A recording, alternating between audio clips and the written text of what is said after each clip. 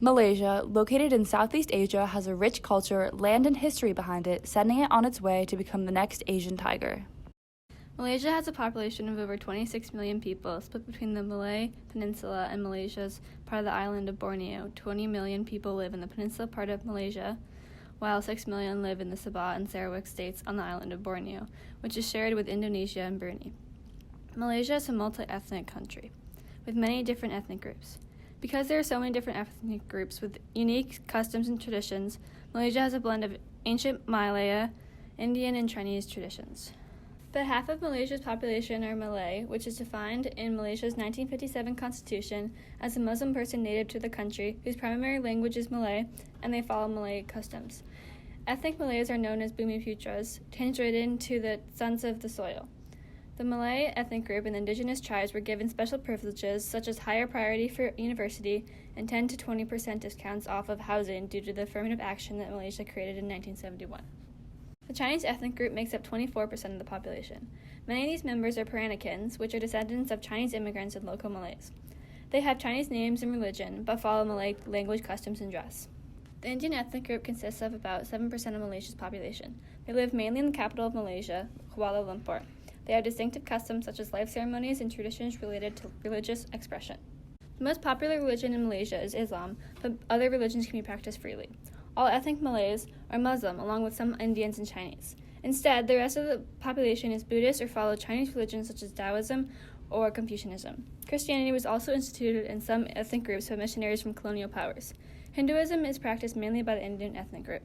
Malaysia is a mixing pot of many languages with over 140 recorded languages and dialects. Because there are so many languages and ethnic groups, new dialects have been created known as Creole languages. The national language is Malay, which is also the official language of nearby Singapore and Brunei. However, when other ethnic groups communicate with each other, they usually speak English, which is also the language used in higher education. Indigenous tribes are 11% of the population, residing all over the country but mainly concentrated on the island of Borneo. Malaysia originally gained independence from Britain in 1957 with Abdul Rahman as their prime minister. In the next 6 years, they began including other formerly British-controlled areas and officially formed Malaysia in 1963, which was made up of the Federated Malay States, Singapore, British North Borneo, and Sarawak. Unfortunately, they lost Singapore in 1965, which was an important asset that would go on to become an Asian tiger of its own. In 1969, racial riots known as the May 13th incident broke out between Malays and non-Malays over what should be the main language, and the Malays getting more privileges. During this riot, hundreds of people were killed, and many Chinese people left Malaysia as a result. These racial issues were devastating for Malaysian people. In response to this challenge, the government created the title Bumi Putera, meaning son of the soil, to the indigenous people of Malaysia in order to give them more advocacy. In 1981, Prime Minister Mahathir Mohamad came into power and installed a series of 5-year plans, hoping to have the country be fully industrialized by 2020. He saw potential in Malaysia and worked to improve its economy. The plan was running smoothly until 1997 when the economic crisis hit Southeast Asia, causing a recession and halting Malaysia's progress.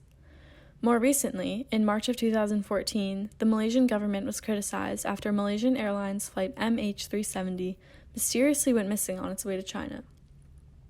After months of searching for the plane, the only clue as to what happened was a piece of the plane's wing that was found in June of 2015. While the conspiracy theories and supposed aliens behind this event are fascinating, let's not forget the 200-plus people who died.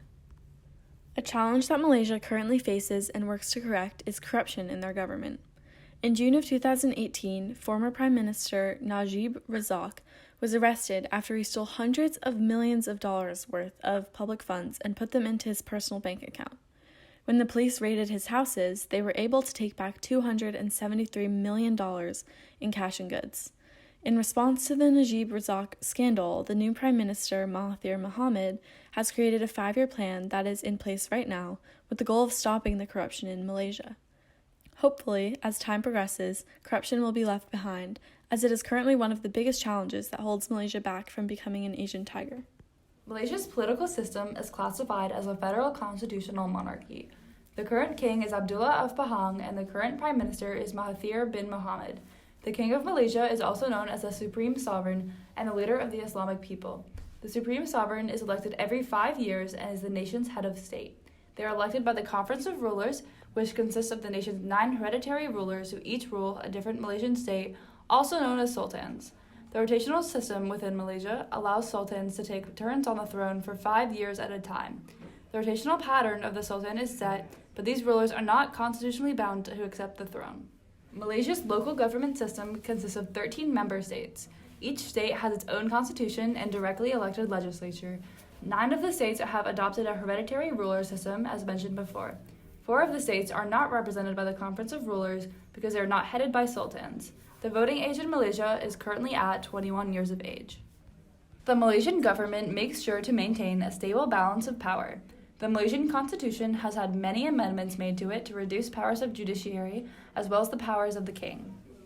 There are 3 main elements of Malaysia's foreign policy. These elements are security, economic well-being, and identity. Basing their foreign relations off of security allows for the government to make sure their country and people stay safe while not making bad foreign policy choices that put their country in danger.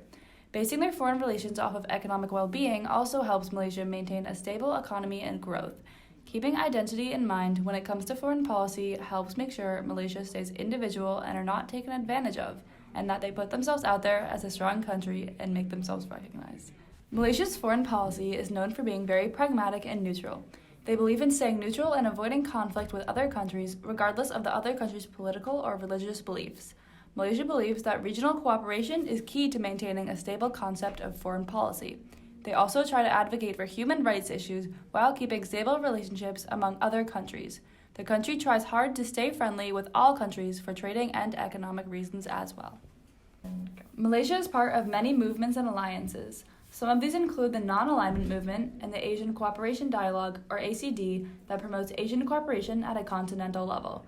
Malaysia also often takes part in pragmatic dealings and maintains a non-aligned status with the US and China. Malaysia's economy has experienced immense growth in the past few decades. In fact, over the last 15 years of the 20th century, Malaysia experienced the fastest growth between itself and any Asian competitors, averaging 8% a year. To date, Malaysia's growth has slowed to 4.8%. This slow growth is one of the primary concerns regarding their economy. As a result, the government has been cutting down fiscal consolidation to increase growth. Fiscal consolidation is the set of actions taken by a government to lower the national debt.